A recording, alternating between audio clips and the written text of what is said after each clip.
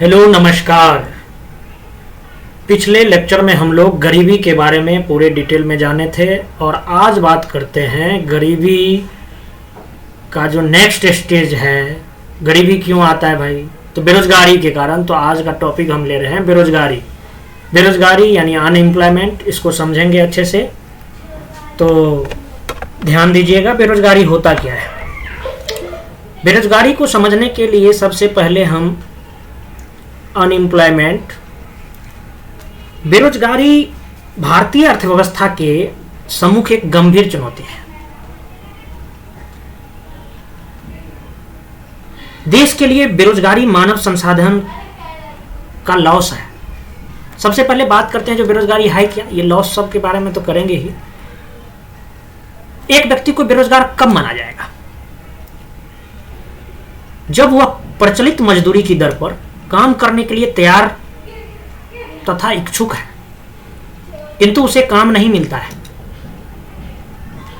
यानी दूसरे शब्दों में अगर इसे कहे, जब समाज में प्रचलित पारिश्रमिक पर भी काम करने के इच्छुक एवं सक्षम व्यक्ति को कोई कार्य नहीं मिलता है, तब ऐसे व्यक्ति को बेरोजगार और तथा ऐसी समस्या को क्या बोलेंगे? बेरोजगारी। बेरोजगारी की समस्या कहा जाता है। सामान्य रूप से अगर बात करेंगे तो 15 से 59 वर्ष आयु वर्ग के व्यक्तियों को आर्थिक रूप से कार्यशील माना जाता है। यानी ये जो है ना, कार्यशील व्यक्ति माना जाता है इसको। अगर इस आयु वर्ग के व्यक्ति लाभदायक रूप से नियोजित नहीं है, कहीं पे काम नहीं कर रहा है, तो इसे बेरोजगार माना जाएगा। और भारत में बेरोजगारी से संबंधित आंकड़े जो है आपको बता चुके हैं। जो भारत में बेरोजगारी से संबंधित आंकड़े जो जारी करता है, आंकड़े वो कौन जारी करता है भाई? आप पढ़ चुके हो अच्छे से। आंकड़े जारी करता है NSSO।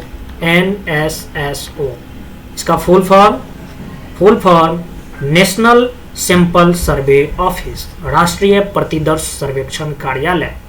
नेशनल, एन से national, national sample, SAMPL sample, S से सर्वे, O से ऑफिस। भारत में बेरोजगारी के संबंध में क्षेत्रीय असंतुलन भी देखने को मिलता है। देश के कुछ क्षेत्रों में रोजगार के अवसर अधिक हैं, जबकि कुछ क्षेत्रों में कम उपलब्ध है,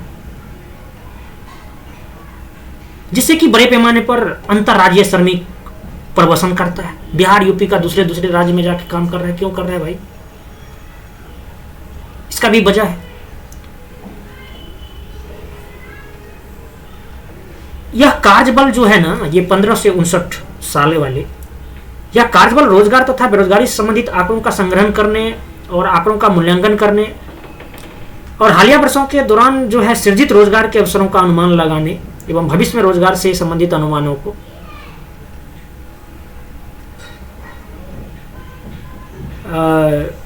रोजगार से संबंधित अनुमानों को सुदृढ़ रूप से प्रस्तुत करने से संबंधित कार्य जो है वह अब नीति आयोग के उपाध्यक्ष की अध्यक्षता में एक कार्यबल का गठन किया गया है और वही अब ये काम करेंगे। तो ये सब तो उसका जिक्र थोड़ा मैंने किया, लेकिन अगर डेफिनेशन आपको लिखना रहे जो भाई बेरोजगारी कहते हैं किसको, किसी को आपको बताना रहे, तो बेरोजगारी वह स्थिति है जहां व्यक्ति कार्य करने योग्य और इच्छुक हो, लेकिन उसे अपनी योग्यता के अनुसार कार्य नहीं मिलता है। अब कोई MA पास, PG कर रखा है, PhD कर रखा है, और वो अब अगर चपरासी बन रहा है, क्या वो भी बेरोजगार है? ऐसा नहीं है जो रोजगार में है वो भी बेरोजगार है, क्योंकि इच्छुक है। लेकिन वो कैसा बेरोजगार है, किस टाइप के अनएम्प्लॉयमेंट है वो हम लोग सारे कुछ देखेंगे अभी। ठीक है, चलिए। अच्छा हाँ, बेरोजगारी को दो भागों में जानते हैं। एक होता है ऐच्छिक, दूसरा अनैच्छिक। तो बात जो आता है ये अनैच्छिक की ही बात चलता है। अनैच्छिक बेरोजगारी ही प्रचलन में है, क्योंकि ऐच्छिक है जैसे किसान लोग, अरे यार मैं काम नहीं करूंगा, मैं किसी दूसरे से करवा लूंगा, मैं बैठे रहूंगा, मजदूर करेगा। तो ये सब ऐच्छिक बेरोजगार है। नहीं मैं ये काम नहीं करूंगा, क्योंकि उनका रोटी दावल चावल चल रहा है, तो हो गया भाई। तो हम लोग बात मेनली करेंगे अनैच्छिक बेरोजगारी पर। अनैच्छिक बेरोजगारी को समझने से पहले हम लोग श्रम आपूर्ति क्या होता है इसके बारे में देखें। श्रम आपूर्ति, जहां श्रमिक एक निर्धारित वेतन पर कार्य करने को इच्छुक हो, कार्य करने को इच्छुक है तभी तो वो ट्रेन में भर भर के दिल्ली, मुंबई, चेन्नई, बिहार के, यूपी के आदमी जाते रहते हैं भेड़ बकरी की तरह। तो भाई ये होगी श्रम आपूर्ति का। अच्छा, श्रम बल, लेबर फोर्स, इसमें वे श्रमिक शामिल होते हैं जो कार्य कर रहे हैं तथा वे भी जो कार्य नहीं कर रहे हैं लेकिन कार्य करने के इच्छुक हैं। ध्यान रखिएगा, यह हो गया लेबर फोर्स की बात, श्रम बल की। लेकिन अगर कार्य बल की बात करें तो कार्य बल मैंने अभी आपको बताया कितने वर्ष वाला का भाई, 15 से 59 साल वाले को। यानी वर्क फोर्स की अगर बात करेंगे तो 15 से 59 वर्ष की आयु वर्ग वाले वे श्रमिक जो वास्तव में कार्य कर रहे हैं वो वर्क फोर्स कहलाएगा। क्लियर बात? तो बेरोजगारों की संख्या कैसे निकालोगे भाई? बेरोजगार की संख्या जो है श्रम बल माइनस कार्य बल, श्रम बल माइनस कार्य बल, यानी श्रम बल में से कार्य बल को अगर घटा देंगे तो क्या निकल जाएगा भाई? बेरोजगार, कितने बेरोजगार है अपने देश में, यह निकल जाएगा। वही बेरोजगारी दर जो निकालेंगे, कुल बेरोजगारों की संख्या अब बटा क्या? श्रम बल, न कि कार्य बल। किससे भाग देंगे? श्रम बल से मल्टीप्लाई 1000। 1000 इसलिए 1000 से मल्टीप्लाई कर देंगे। क्लियर बात? ये बेरोजगारी का दर निकल। अरे क्यों किया जाता है भाई? तो बड़ा डिजिट रहता है इसलिए 1000 से गुना कर देते हैं, इसलिए इसका कोई प्रतिशत वाला दिमाग मत लगाना, ठीक है। श्रम बल भागीदारी दर, अब ये श्रम बल भागीदारी दर की जहां तक बात करें, श्रम बल लेबर फोर्स पार्टिसिपेटरी रेट, श्रम बल भागीदारी दर अगर निकालना रहेगा तो कुल रोजगार प्लस कुल बेरोजगार बटा कुल जनसंख्या, कुल रोजगार में जितने हैं प्लस कुल बेरोजगार बटा कुल जनसंख्या मल्टीप्लाई 1000। ये श्रम बल भागीदारी दर हुआ। लेकिन वहीं कार्यबल भागीदारी दर, कार्यबल भागीदारी दर यानी WFPR work force participatory rate अगर निकालना रहेगा तो कार्यबल बाय कुल जनसंख्या, कुल कार्यबल बाय कुल जनसंख्या मल्टीप्लाई 1000। क्लियर बात? ठीक है, नेक्स्ट देखिए सहभागिता दर। सहभागिता दर की जहां तक बात करें, पार्टिसिपेटरी रेट कुल कार्यबल बाय कुल जनसंख्या मल्टीप्लाई 1000, उसी को बोलते हैं। अब अगर हम बात करें जो LFPS क्या होता है? LFPS लेबर फोर्स पीरियोडिक सर्वे, इसके अनुसार 36.9% अनएम्प्लॉयमेंट है। समझ रहे हैं? तो ये हो गई बात आपको बेरोजगारी को लेकर के। अच्छा, बेरोजगारी को जानने से, इसके टाइप को जानने से पहले हम डेमोग्राफिक एडवांटेज की बात, या डेमोग्राफिक एडवांटेज बोले या डिविडेंड बोले, लाभांश, डेमोग्राफिक डिविडेंड, ठीक है, या एडवांटेज, इनके बारे में अगर जहां तक बात करें तो सबसे पहले ये डेमोग्राफिक होता क्या है? डेमोग्राफिक यानी जनसांख्यिकीय लाभ उस डेमोग्राफिक अवस्था को कहा जाता है जब जनसंख्या ढांचे में युवा कार्यक्षम या कार्यशील जनसंख्या के अनुपात में बढ़ोतरी होती है। और यह कार्यशील युवा कितना साल का? 15 से 59 वर्ष मध्य होता है। और इस स्थिति में निर्भर जनसंख्या के अनुपात में कमी आती है, यह भी ध्यान रखना है, और जिसके कारण जो है उत्पादन अधिक मात्रा में होने की संभावना होती है। और इस प्रकार की स्थिति जो है अर्थव्यवस्था के लिए काफी फायदेमंद होती है, और यह अर्थव्यवस्था में मानव संसाधन के क्या बोलते हैं, पॉजिटिव और सतत विकास को दर्शाता है। यानी जहां निर्भर जनसंख्या की तुलना में कार्यबल क्या हो, कार्यबल का प्रतिशत अधिक हो, डेमोग्राफिक डिविडेंड कहलाएगा। जनसांख्यिकी लाभांश बोलेंगे। भारत में जो बात करेंगे तो 62% है। क्यों है भाई? क्योंकि जनसंख्या 15 से 59 साल वाला का कितना है? 62% है। यानी यहां पे कार्यबल ज्यादा है अपने देश में। अब ये जो बात है, जहां तक लाभांश पे आते हैं, तो लाभांश कब आएगा भाई? जब निवेश करोगे तो उससे आय आएगा तभी तो उस आय में से लाभांश ज्यादा मिलेगा। क्लियर बात? अब भारत में जो है, हाँ, तो ये जनसांख्यिकी की यही बात है। और जनसांख्यिकी लाभांश की स्थिति में श्रम बल और कार्य कुशल की उपलब्धता में वृद्धि होने लगती है, ये भी ध्यान रखिएगा। और कार्यशील आबादी में बढ़ोतरी से श्रम उत्पादकता में भी बढ़ोतरी होगी और घरेलू उत्पादन और सेवाओं से प्राप्त होने वाला जो राजस्व होगा वो कई गुना बढ़ जाएगा। जैसे मानिए, जब बचत में वृद्धि होती है और कार्यशील आबादी पर आश्रित बुजुर्गों एवं बच्चों के बोझ में कमी होती है, तब उनकी आय का अधिकांश भाग जो है अर्थव्यवस्था के सकारात्मक पक्षों में खर्च होगा कि नहीं होगा? अब हम लोग बात करते हैं जो भारत में बेरोजगारी की गणना। तो गणना के बारे में हम आपको बता ही दिए हैं, आपको भी मालूम चल गया है बार बार ये चीज करने से। जो भारत में बेरोजगारी की गणना जो है एनएसएसओ करता है, राष्ट्रीय प्रतिदर्श सर्वेक्षण कार्यालय, नेशनल सैंपल सर्वे ऑफिस। अब जो है ये कौन करने लगा है भाई? NSO, national statistical office, NSO करने लगा है। रोजगार के आंकड़े कौन जारी करते हैं भाई? श्रम ब्यूरो जारी करते हैं, ध्यान रखना है। श्रम ब्यूरो रोजगार के आंकड़े जारी करते हैं। अब हम लोग बात करते हैं बेरोजगारी के मापक की। बेरोजगारी के मापक की बात करेंगे, बेरोजगारी को कैसे मापा जाता है भाई? तो बेरोजगारी मापने के लिए 2 समिति बना। एक समिति का नाम था दंतेवाला समिति, नाम सब अजब अजब है, आप एकदम याद रखिएगा। और दूसरा का नाम था भगवती समिति।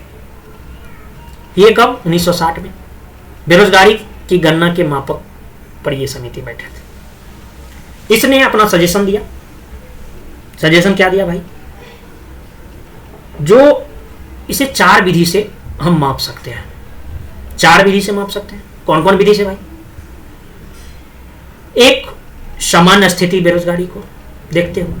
दूसरा, साप्ताहिक स्थिति बेरोजगारी। तीसरा, दैनिक स्थिति बेरोजगारी। और चौथा, सामान्य या सैद्धांतिक एवं सहायक स्थिति के दृष्टिकोण से। अब ये तो बता दिए 4। अब ये सामान्य स्थिति की बेरोजगारी किसको मानेंगे भाई? सामान्य स्थिति का बेरोजगार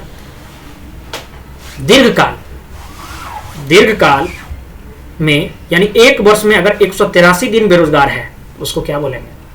समान स्थिति में बेरोजगार।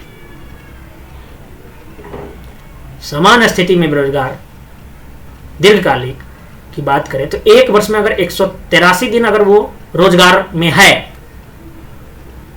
तो क्या बोलेंगे? समान स्थिति बेरोजगार। वहीं अगर दैनिक स्थिति बेरोजगारी की बात करेंगे तो दैनिक स्थिति की बात करेंगे तो 1 दिन में समान कार्य करने की अवधि कितना है? 8 घंटे।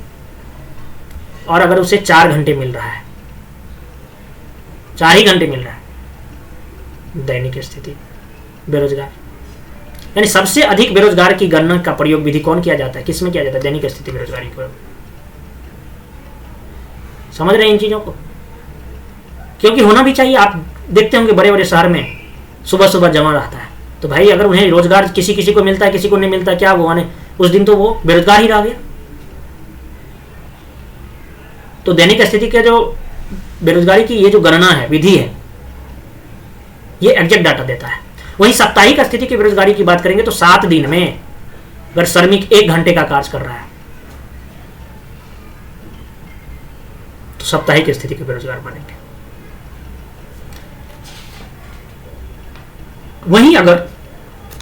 वहीं अगर हम चौथा बात और समान सैद्धांतिक एवं सहायक स्थिति दृष्टिकोण की बात करेंगे तो 12 महीने में अगर 30 दिन रोजगार में है तो उसे क्या बोलेंगे? समान सैद्धांतिक और सहायक दृष्टिकोण से बेरोजगार। तो मेनली प्रचलन में आपने देखा जो दैनिक स्थिति वाले रहता है। अब इसका उतना जानने की जरूरत नहीं है अपने लोगों की, इकोनॉमिस्ट लोग इसी पे रिसर्च करते रहते हैं, तो करने दीजिए, अपना एग्जाम निकालना है। अब भारत में बेरोजगारी का कारण क्या क्या हो सकता है भाई? भारत में बेरोजगारी का कारण क्या है, ये पॉइंट लेके पूछ सकता है। क्या कारण है? पहले तुरंत माइंड में आ जाएगा, जैसे पॉवर्टी में आया था, क्या? अत्यधिक जनसंख्या, रोजगार परक शिक्षा का अभाव है, एकदम करवाते जा रहे हैं। ह्यूमैनिटी सब्जेक्ट ले लेके पढ़ रहे हैं, पढ़ने के बाद पता चलता है बीए एमए कर लिए हैं और रोजगार है ही नहीं। क्योंकि अगर हम हिस्ट्री ऑनर्स लेके पढ़ रहे हैं, अगर हमको नहीं हुआ सिविल सर्विस में, प्रोफेसर नहीं बन पाया, तो उसे कोई कंपनी लेगा काम में? नहीं लेगा। हिस्ट्री पढ़ने के लिए कंपनी वाले लेगा? हिस्ट्री पढ़ाओ, हिस्ट्री बताओ, हिस्ट्री समझाओ। तो मतलब रोजगार परक शिक्षा का अभाव है। हालांकि धीरे धीरे सरकार इस पे काम कर रहे हैं, ITI college, engineering college, commercial sector को बढ़ावा दे रहे हैं, तो ये अच्छी बात है। लेकिन इसका कारण ये भी है, कौशल का अभाव।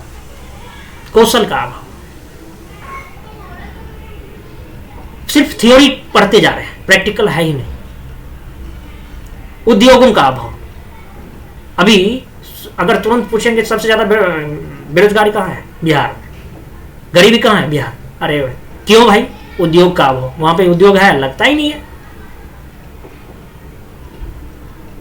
लगते ही नहीं है।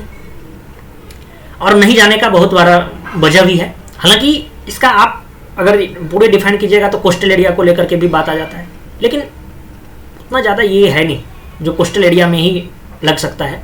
इसके बारे में भी आप जानोगे, जो रोजगार का उद्योग पढ़ेंगे तो वहाँ पे समझेंगे। हाँ, कृषि में प्रचंड बेरोजगारी, ग्रामीण क्षेत्रों में गरीबी, ये सब क्या है? बेरोजगारी का कारण है। भारत में बेरोजगारी का कारण है। जनसंख्या वृद्धि दर जो होता है ये भारत में 17.7% है, और जहां तक बिहार की मैंने जिक्र किया हूं तो 25.4% है। समझ रहे हैं ना? बड़ा लंबा भाग रहा है, इसीलिए ले लिया। जनसंख्या की दृष्टि से तीसरा है, और जनसंख्या घनत्व में बिहार जो है प्रथम पे है, 1106। अब हम बात करते हैं बेरोजगारी के प्रकार पर। बहुत देर से आप लोग वेट कर रहे थे, जो हम कौन सा बेरोजगार हैं, सब अपने अपने आंक लीजिएगा, तो आप किस में कैटेगरी में आते हैं। चलिए, टाइप ऑफ अनएम्प्लॉयमेंट।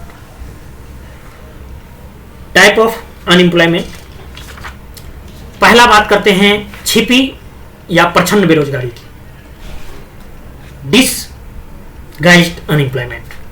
ठीक है,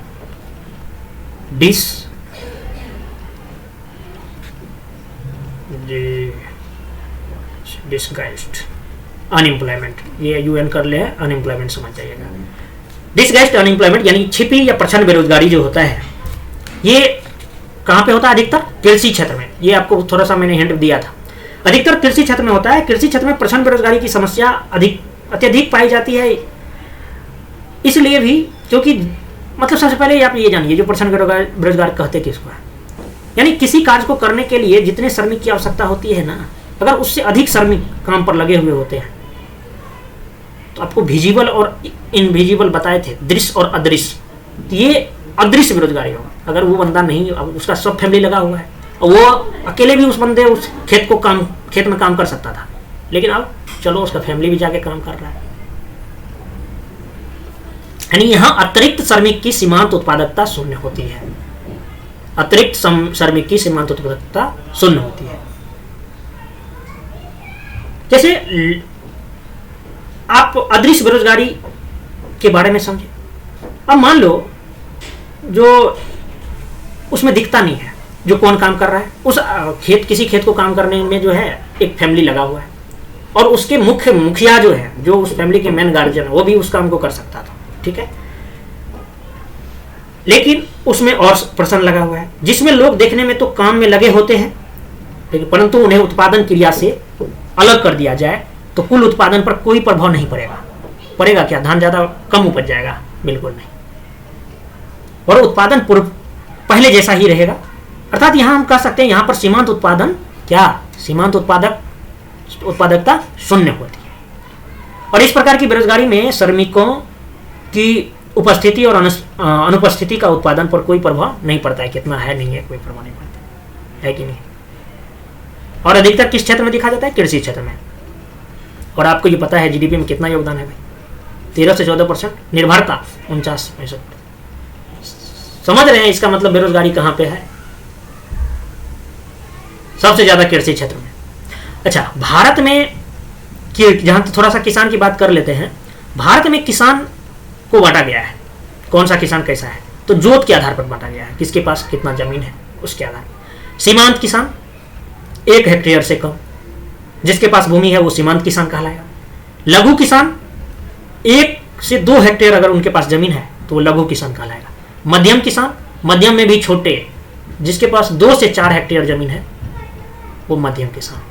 और मध्यम में भी बड़े, जिसके पास 4 से 10 हेक्टेयर है वो मध्यम किसान। बड़े किसान 10 हेक्टेयर से ज्यादा, ये तो आपको बहुत कम देखने को मिलेगा, क्योंकि सबके पास 5-5 बेटा हुआ, 10-10 बेटा हुआ, बट गया है। अभी अपने इंडिया में वर्तमान में अगर है तो ये वाला जो जमीन है ना, ये ज्यादा है। सीमांत किसान और लघु किसान सबसे ज्यादा है। ठीक है, अब हम बात करते हैं, ये तो कर लिए किसान की बात, आपने देख भी लिया जो आप किस कैटेगरी में है होंगे, अपना अपना देख लीजिए। अब बात करते हैं मौसमी बेरोजगारी की। ठीक है, मौसमी बेरोजगारी, मौसमी बेरोजगारी भी कृषि क्षेत्र में रहता है। सीजनल, कौन सी बेरोजगारी? Seasonal, seasonal unemployment.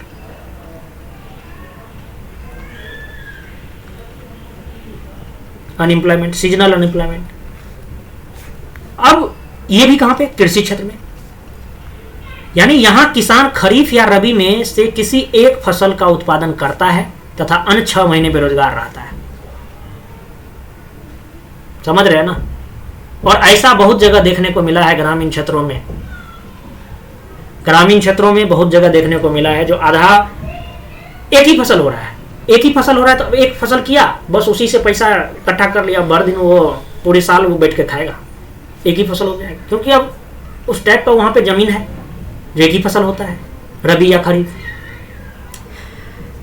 तो एक वर्ष में किसी मौसम या कुछ महीनों के लिए किसी व्यक्ति को रोजगार मिलना तथा शेष महीनों या मौसम में कार्य नहीं मिलना जो है मौसमी बेरोजगारी कहलाता है। और भारत का जो लगभग है, इंडिया की जहां तक बात करें तो इंडिया का, भारत का लगभग 48% जो जनसंख्या है कृषि और संबद्ध क्षेत्र में कार्यरत है। और कृषि एक मौसमी व्यवसाय है, यानी कृषि में मौसम के अनुसार फसलें बोई जाती है, ये बात आपको मालूम है। और खाली समय में अक्सर कृषि में कार्यरत किसान क्या रहते हैं? बेरोजगार रहते हैं, घूमते रहते हैं। जहां तक ग्रामीण क्षेत्रों में कृषि के अतिरिक्त और भी कई मौसमी कार्य है, जैसे कि मान लीजिए आपको घर देखते रहे होंगे, ईट का जो भट्ठा सब रहता है वहां पे मजदूर लगा रहता है, लेकिन बारिश का मौसम होने लगता है, क्या होता है? वो मजदूर सब बेरोजगार हो जाता है ना, क्योंकि ईट बनेगा ही नहीं। वहीं अगर दूसरी बात देखेंगे, गन्ना होता है, तो गन्ना का पेराई में जो मजदूर काम करेगा तो गन्ना साल भर में कटता है, तो जब पेराई होगा तभी ना उसको रोजगार मिलेगा, बाद में क्या करेगा? तो ये सब क्षेत्र जो है ना, इस सब में मौसमी बेरोजगारी की समस्या पाई जाती है।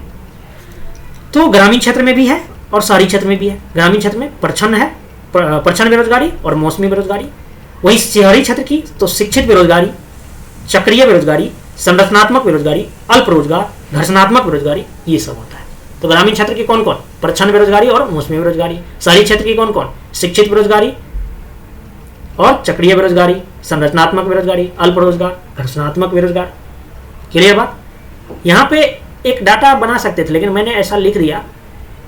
तो जैसे कि बेरोजगारी के प्रकार, टाइप ऑफ अनएम्प्लॉयमेंट जो है, टाइप ऑफ अनएम्प्लॉयमेंट में 2 टाइप से डिवाइडेड कर सकते थे, एक अर्बन और दूसरा रूरल।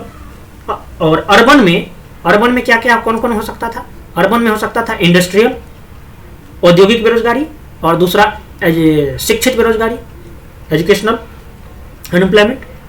और रूरल में अगर बात करेंगे तो रूरल में अभी हमने थोड़ा सा जिक्र भी किया था, कौन सा? अरे छिपी बेरोजगारी, यानी अदृश्य, इनविजिबल, जहां पे दिखता नहीं है, या नहीं तो क्या बोल सकते हैं, डिसगाइस्ड। छिपी या प्रच्छन्न या अदृश्य बेरोजगारी सब सेम ही है, ठीक है। और मौसमी बेरोजगारी, सीजनल। तो आपने देखा जो टाइप ऑफ अनएम्प्लॉयमेंट में दो टाइप से, अर्बन और रूरल, शहरी ग्रामीण। शहरी में औद्योगिक बेरोजगारी और शिक्षित बेरोजगारी, रूरल में इनविजिबल या परछन बेरोजगारी और सीजनल बेरोजगारी, मौसमी बेरोजगारी। अब हम बात करते हैं तो इसमें से हम लोग ये रूरल वाले को देख चुके हैं, अब हम शहरी वाले को देखते हैं। शहरी बेरोजगारी में, शहरी में बात करते हैं शिक्षित बेरोजगारी की। शिक्षित बेरोजगार जो होता है ना, जैसे कि आप लोग हैं, ठीक है, आप लोग हैं, हालांकि भाई मैं नहीं हूं उसमें। तो शिक्षित बेरोजगार जो होता है ना, शैक्षणिक योग्यता हो लेकिन इस योग्यता के अनुसार कार्य न मिले। ठीक है भाई, मतलब समझ रहे हो ना। अगर कोई मतलब डी ग्रुप का जॉब ले लिया है, पीजी में है, पीजी कर लिया है, तो भाई तू भी बेरोजगार है। भले तुम्हारे पास 30,000 रुपया आ रहा है, अलग बात है, लेकिन तुम्हें भी बेरोजगार माना जा रहा है। तो ये, लेकिन कौन सा बेरोजगारी? शिक्षित बेरोजगारी। अच्छा, चक्रीय बेरोजगारी देखते हैं हम लोग। चक्रीय भी कहाँ का है? शहर का ही है भाई, देख ले। चक्रीय बेरोजगारी, चक्रीय बेरोजगारी जो है ना, इसमें क्या होता है, साइक्लिकल, लिख देता हूं भाई, साइक्लिकल अनएम्प्लॉयमेंट,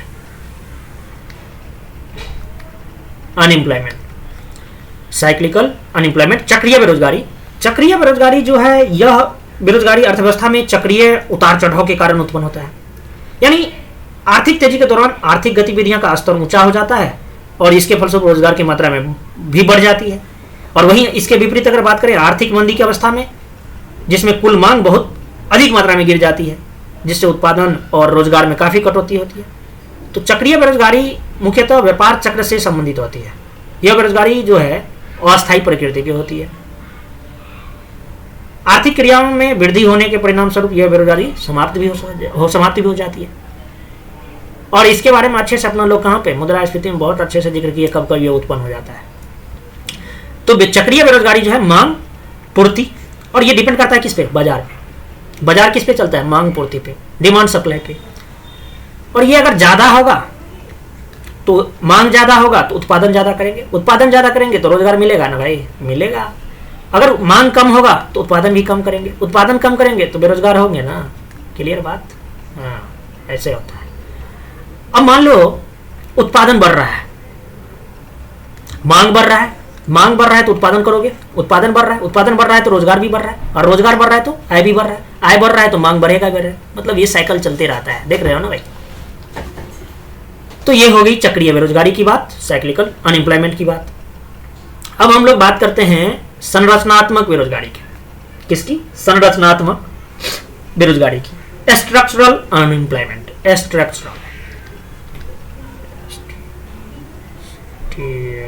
स्ट्रक्चरल अनएम्प्लॉयमेंट। धीरे धीरे पेन बैठ रहा है, कुछ दिन में लिख के ही पढ़ना शुरू करूंगा। स्ट्रक्चरल अनएम्प्लॉयमेंट, संरचनात्मक बेरोजगारी। ये जो है ना भाई, संरचनात्मक बेरोजगारी जो है, ये अर्थव्यवस्था में संरचनात्मक परिवर्तन के कारण उत्पन्न होती है। यानी संरचनात्मक बेरोजगारी अर्थव्यवस्था में औद्योगिक ढांचे के पिछड़ेपन और कम पूंजी, यानी सीमित पूंजी, लिमिट में पूंजी है, और पुरानी उत्पादन के कारण होती है। यह एक दीर्घकालीन समस्या है, न कि अल्पकालीन। समझ रहे हैं ना। संरचनात्मक परिवर्तन मुख्य रूप से दो प्रकार के हो सकते हैं या होते हैं। पहला बात अगर करें तो अगर मांग के प्रतिमान में परिवर्तन के फलस्वरूप कुछ उद्योग बंद हो जाते हैं और श्रमिक को उद्योगों से क्या बाहर कर दिया जाता है। देखे ही कोरोना में ना, कहीं पे मास्क बन रहा है तो वहां पे बहुत ज्यादा आदमी का श्रम बल का डिमांड हो गया, लेकिन कहीं पे बंद हो गया, कितना फैक्ट्री बंद हो गया। और यानी संरचनात्मक परिवर्तन मुख्य रूप से दो प्रकार में आपने देखा, जो मांग के प्रतिमान में परिवर्तन के फलस्वरूप कुछ उद्योग बंद हो जाते हैं और श्रमिकों को उद्योग से बाहर कर दिया जाता है। वहीं अगर दूसरी बात करें तो जितने भी टेक्नोलॉजी और प्रोडक्शन यानी तकनीक से में परिवर्तन के फलस्वरूप जो है पुराने तकनीक कारीगरों की आवश्यकता नहीं रहती और वो बेरोजगार हो जाते हैं। अब एक बात बताते हैं, होता क्या है ना, पहले जो आदमी लिख लिख के काम करते थे, मान लो एक सपोज कीजिए, अभी हम टाइपिस्ट का ही बात बता रहे हैं, जैसा कि अभी गवर्नमेंट में भी चल रहा है ये स्ट्रक्चरल का काम। टाइपिस्ट का काम धीरे धीरे बंद हो जाएगा। क्यों बंद हो जाएगा भाई? क्योंकि सॉफ्टवेयर ऐसा आ गया जो आप बोल रहे हैं वो टाइप हो रहा है, तो क्या होगा फिर? टाइपिस्ट का कोई ज़रूरत ही नहीं पड़ेगा। अनएम्प्लॉयमेंट होगा कि नहीं होगा? आप तो बहुत डिजिटल दुनिया में जा रहे हैं, लेकिन जो आदमी सिर्फ टाइपिंग सीख के रोजगार में था वो क्या होगा? बेरोजगार हो जाएगा भाई। इतना इतना न्यूज समाचार पत्र में लेख लिखा जा रहा है, वो सबका क्या होगा अगर वॉइस से ही चल रहा है ये चीज़? हालांकि अब चलने लगा है। तो वही संरचनात्मक बेरोजगारी में भारत में सबसे ज़्यादा है ये। कारण क्या है? कौशल विकास की कमी, आधारभूत संरचना का अभाव, उद्योगों का अभाव। क्लियर बात? अब हम बात करते हैं अल्प रोजगार की, अंडर एम्प्लॉयमेंट। ठीक है, अंडर एम्प्लॉयमेंट ये भारत में ज़्यादा है। अंडर एम्प्लॉयमेंट में जो है ना, दो तरह से देख सकते हैं। एक विजिबल जो कि दिखेगा आपको, एक इनविजिबल। इनविजिबल यानी शैक्षणिक योग्यता से कम,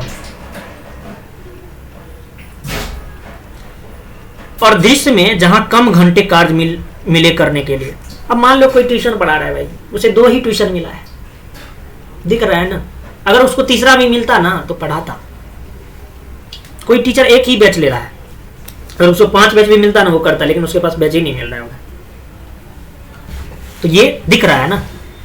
यानी जब एक श्रमिक को जितने समय काम करना चाहिए उससे कम समय के लिए काम मिलता है, इसे वर्ष में कुछ महीने या समय के लिए बेकार रहना पड़ता है, या श्रमिक को उसकी क्षमता के अनुसार कार्य नहीं मिलता है, तो इस अवस्था को अंडर एम्प्लॉयमेंट की अवस्था कहेंगे।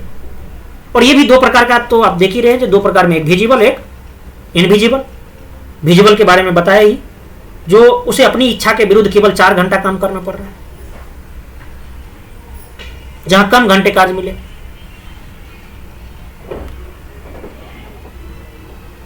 चार घंटा क्यों बोले यहाँ पे? क्योंकि भारत में, इंडिया में क्या है, भारत में 8 घंटे काम करने की, जैसे एक व्यक्ति सामान्यतः 8 घंटे काम करता है, यदि उसे अपनी इच्छा के विरुद्ध केवल 4 घंटा मिल रहा है, 8 घंटा वो मिलना चाहिए लेकिन 4 घंटा मिल रहा है, क्या है भाई? दिख रहा है ना, और 4 घंटा काम कर सकता है।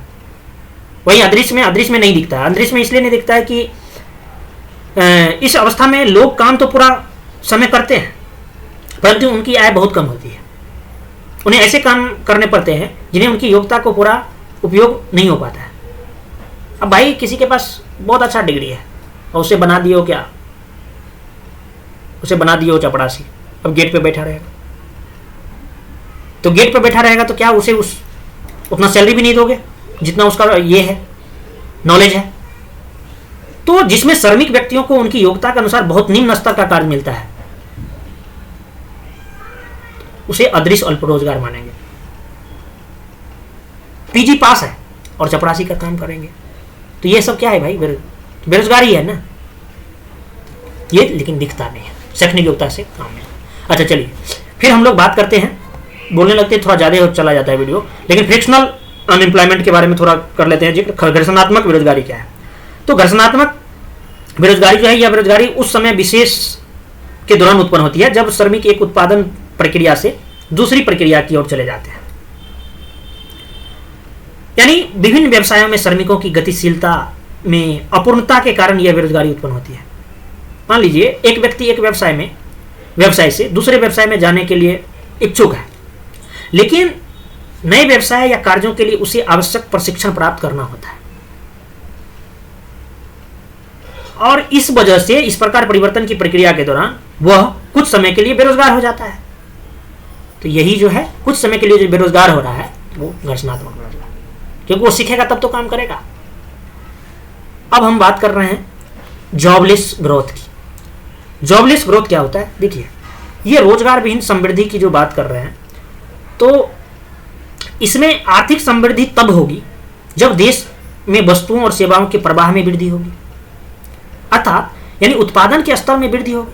उत्पादन के स्तर में वृद्धि कितने प्रकार से? 2 प्रकार से हो सकती है। उत्पादन के स्तर में वृद्धि कब होगी? उत्पादन के स्तर में वृद्धि होगी तो जीडीपी में वृद्धि होगी, और जीडीपी में वृद्धि होगी तो रोजगार वृद्धि होगा, रोजगार में वृद्धि होगा तो जीडीपी से वृद्धि दर में क्या होगा? वृद्धि होगा। लेकिन बात यहां पे आता है, उत्पादन में वृद्धि कैसे होगी भाई? तो ये 2 प्रकार से होगा। 2 प्रकार से, यानी अधिक रोजगार द्वारा अधिक रोजगार द्वारा, अधिक रोजगार द्वारा और बेहतर टेक्नोलॉजी द्वारा, बेहतर टेक्नोलॉजी यानी प्रौद्योगिकी, बेहतर प्रौद्योगिकी द्वारा।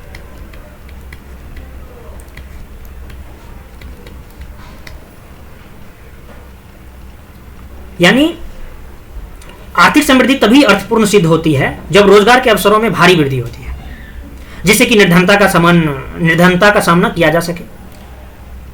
और यदि आर्थिक समृद्धि केवल बेहतर प्रौद्योगिकी द्वारा होती है तो यह अर्थव्यवस्था में सहभागिता की दर को सुधारने में अक्षम हो जाता है, और ऐसी समृद्धि को जो है जॉबलेस ग्रोथ कहेंगे। क्या कहेंगे भाई? जॉबलेस ग्रोथ, रोजगार विहीन समृद्धि। ठीक है। अब देखिए मशीन का प्रचलन आ गया है, जहां पे अभी जेसीबी का ही देखिए, पहले आदमी बहुत काम करता था, अधिकतर काम जो है आज श्रम बल में अधिकतर काम जेसीबी ही करता है। भाई बेरोजगार होगा ही ना उस टाइप का आदमी। अब मशीन जो है, उत्पादन बढ़ रहा है, रोजगार में कमी या स्थिर कमी होगा ना। मशीन से काम कीजिएगा तो क्या होगा? उत्पादन तो बढ़ रहा है आपका, जीडीपी भी बढ़ रहा है, समृद्धि दर भी बढ़ रहा है, लेकिन रोजगार बढ़ा नहीं बढ़ा। कहीं एक जगह आप बहुत उन्नति कर रहे हैं, अरे ये मेट्रो बन रहा है, अरे भाई बन रहा है, लेकिन फिर तो ऑटो वाले कहाँ जाएंगे, ये नहीं देखा जा रहा है। तो एमएनसी मल्टीनेशनल कंपनी अपने देश में बहुत ज़्यादा बढ़ ही रहा है, जिससे कि मशीनीकरण हो रहा है, गहन पूंजीगत वृद्धि हो रहा है। तो रोजगार की तो बात ही कीजिए, अगर आपके पास स्किल है तभी रोजगार मिलने वाला है, नहीं तो ऐसे भी कोई भी सरकार आए बेरोजगारी बेरोजगारी बेरोजगारी करते रहेगा, कुछ नहीं होने वाला है भाई। रोजगार विहीन समृद्धि होगा, ये रोजगार नहीं बेटा तो रोजगार विहीन समृद्धि बोलेंगे इसको। जैसे मशीन वाला जो आपको बताए, जो मशीन से करेंगे उत्पादन तो बढ़ेगा, जीडीपी भी बढ़ेगा, लेकिन समृद्धि दर भी बढ़ेगा, लेकिन रोजगार नहीं बढ़ा, तो रोजगार विहीन समृद्धि, जॉबलेस ग्रोथ। क्लियर बात? भारत में रोजगार संरचना की जहां तक बात करें, ऑक्यूपेशनल स्ट्रक्चर जो है वो सेवा क्षेत्र में 27%, कृषि में 49% और उद्योग में 24%। याद रखिएगा ये चीज। क्लियर? जहां तक रोजगार की बात करेंगे तो असंगठित क्षेत्र में आपको बता चुके हैं, मात्र संगठित क्षेत्र में 7%। कितना? 7% रोजगार में। 93% जो है भारत में असंगठित क्षेत्र में ही है, और संगठित और असंगठित क्षेत्र आपको बताई, क्योंकि ये रूल रेगुलेशन से चलता है, हर चीज फॉलो करता है, लेकिन ये बिना रूल रेगुलेशन से चलता है, और इसी पे 93% आदमी काम कर रहा है। सोचिए क्या स्थिति है। स्वरोजगार में कितना आदमी है भाई? 52%। कैजुअल एम्प्लॉयमेंट समझ रहे हैं, रोज का जाना आना, मिल गया काम तो कर लेंगे, नहीं मिला तो 30% इसमें है। रेगुलर एम्प्लॉयमेंट 18%, और सब मिला के कितना? 100%। याद रख लीजिए, एकदम डाटा टनाटन है। 52, 30, 18 स्वरोजगार 52, कैजुअल एम्प्लॉयमेंट 30%, रेगुलर एम्प्लॉयमेंट 18%। अब और ये जो डाटा है ना 17-18 की रिपोर्ट का है एनएसएसओ का, और फिर दूसरा रिपोर्ट आएगा तो आप देख लीजिएगा, अभी आया नहीं है। एनएसएसओ 2017-18 का रिपोर्ट जो है periodic labour force survey report PLFS, इसमें से जो डाटा लाए हैं वो आप देखते चलिए। भारत में बेरोजगारी दर 6.1% 1971-72 के बाद, ग्रामीण क्षेत्र में 5.3%, शहरी क्षेत्र में 7.8%, और ग्रामीण में जो है पुरुष ज्यादा बेरोजगार है। हालांकि रियली कुछ और है, लेकिन भाई जो है डाटा वही करोगे ना। शहरी क्षेत्र में महिला बेरोजगारी ज्यादा है, शहरी क्षेत्र में महिला बेरोजगारी ज्यादा है, क्योंकि पढ़ी लड़की जो है कहाँ पे आके रहती है, उसको शहर में ही मन लगेगा, शहर में ही रहती है शादी करके अपने हस्बैंड के साथ। और फिर क्या, आदमी पढ़ी लिखी है, शहर में रह रही है, तो उसका रोज सीधा मानेंगे उसका काउंटिंग करने वक्त जो भाई महिला बेरोजगार है, कहाँ पे? शहर में। बेरोजगारी दूर करने के कुछ उपाय हो सकते हैं क्या? बिल्कुल हो सकते हैं। तो इसके लिए क्या क्या उपाय है भाई, इसको भी जान लीजिए। इसके लिए उपाय यही है, आधारभूत संरचना में क्या करने चाहिए भाई? आधारभूत संरचना पर ध्यान देना चाहिए, कौशल विकास को बढ़ावा देना चाहिए, रोजगार परक शिक्षा देना चाहिए, जनसंख्या पर नियंत्रण करना चाहिए, जनसंख्या वृद्धि दर पर नियंत्रण लगाना चाहिए। हालांकि लगा रहे हैं गवर्नमेंट, धीरे धीरे करेगा। एजुकेशन बढ़ेगा तो एकदम जनसंख्या पे नियंत्रण हो जाएगा, इसमें कोई दो राय नहीं है। उद्योगों के विकास पर जोर, ये बिल्कुल सही बात है, हालांकि दे रहे हैं इस पे भी, लेकिन जनसंख्या भी थोड़ा थोड़ा बढ़ रहा है ना। कृषि के विविधीकरण, बहुफसली कृषि को प्रोत्साहन, गांव में रोजगारोन्मुख नियोजन, उत्पादन की गति को वृद्धि कीजिए बहुत ज़्यादा। तो ये सब जो है ना बेरोजगारी के दूर करने के उपाय है। लेकिन मान लीजिए ये सब ठीक है काफी बात, लेकिन एक बात जानिए, जो बेरोजगारी दूर करने के लिए एक चीज आवश्यक है कि छात्रों को कौशल युक्त शिक्षा प्रदान किया जाना चाहिए। और वर्तमान शिक्षा प्रणाली में सुधार की आवश्यकता है, बिल्कुल सुधार की आवश्यकता है भाई, क्योंकि 90% रोजगार के अवसर के लिए व्यावसायिक कौशल की आवश्यकता होती है। 90% के लिए व्यावसायिक की आवश्यकता होती है। लेकिन क्या हालत है पता है, जबकि शिक्षा संस्थानों से निकले हुए 90% लोग केवल किताबी ज्ञान रखता है भाई। 90% लोग क्या करता है, केवल किताबी कीड़ा होता है। और भारत में श्रम बल सहभागिता में महिलाओं की भागीदारी धीरे धीरे बढ़ रही है। ये चीज तो है, बढ़ावा दे रहा है मोदी सरकार। कोई भी सरकार रहेगा करेगा ही भाई, ठीक है। इसलिए भाई लोग टनाटन से पढ़ो। अच्छा, इसके लिए रोज सरकार क्या क्या योजना ला रहे हैं, हालांकि योजना चैप्टर में पढ़ेंगे, लेकिन थोड़ा सा देख लेते हैं। सरकार इसके लिए योजना जो ला रहे हैं, स्टैंड अप योजना, ठीक है, स्टैंड अप योजना ला रहे हैं, स्टार्टअप योजना ला रहे हैं, मुद्रा योजना ला रहे हैं, स्वनिधि योजना लाए हैं, प्रधानमंत्री गरीब कल्याण योजना लाए हैं, प्रधानमंत्री कल्याण विकास योजना, पंडित दीनदयाल उपाध्याय श्रमेव जयते कार्यक्रम भी लाया गया था, महात्मा गांधी राष्ट्रीय ग्रामीण रोजगार गारंटी अधिनियम भी लाया गया था, मनरेगा, है ना भाई। अच्छा, कब लाया गया था ये, मनरेगा की बात करेंगे तो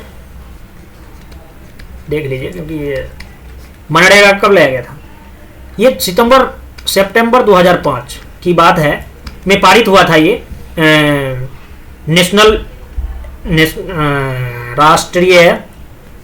national rural employment guarantee act, यानी राष्ट्रीय ग्रामीण रोजगार गारंटी एक्ट 2005 में पारित हुआ था। और ये जो बना था ना 2 फरवरी 2006 को प्रधानमंत्री कौन थे, प्रधानमंत्री भाई उस टाइम मनमोहन सिंह के द्वारा किया गया था आंध्र प्रदेश में। और राष्ट्रीय ग्रामीण रोजगार गारंटी एक्ट का नाम बदल करके जो मनरेगा लगा है, महात्मा जो लगा था, कब लगा था भाई, महात्मा नाम में विशेषण के रूप में 2 अक्टूबर 2009 को, ठीक है ना। जिसका भी गवर्नमेंट आएगा वो अपना नाम को करेगा ही ना, वो अपना, अभी जैसे पंडित दीनदयाल उपाध्याय का नाम बढ़ रहा है। खैर ये सब बात करते रहेंगे बाद में। तो प्रधानमंत्री कौशल विकास योजना भी इसके लिए चलाया जा रहा है। तो ये सब सरकार योजना चला रहे हैं बेरोजगारी को भगाने का। तो आज हम लोग यहाँ तक जाने जो बेरोजगारी कैसे कैसे बेरोजगारी हैं। आप भी बेरोजगार हैं, लेकिन आप किस टाइप के हैं अपना देख लिए। किसान के भी बारे में देख लिए, किसान के पास कितना जमीन है, अनएम्प्लॉयमेंट के लगभग मैं जिससे टॉपिक इसी से घुमा के पूछते रहता है, तो आप इसे 1-2 बार देख लीजिएगा। धन्यवाद, मिलते हैं फिर किसी अन्य टॉपिक के साथ।